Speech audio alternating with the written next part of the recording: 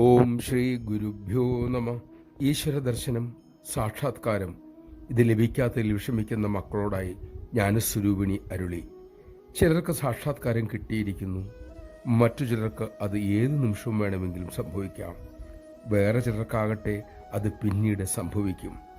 ഇപ്പോൾ സാക്ഷാത്കാരം കിട്ടിയില്ലെങ്കിലും ഈ ജന്മത്തിൽ ഉണ്ടായില്ലെങ്കിലും അതൊരിക്കലും എനിക്കുണ്ടാകില്ലല്ലോ എന്ന് കരുതി മക്കൾ വിഷമിക്കരുത്.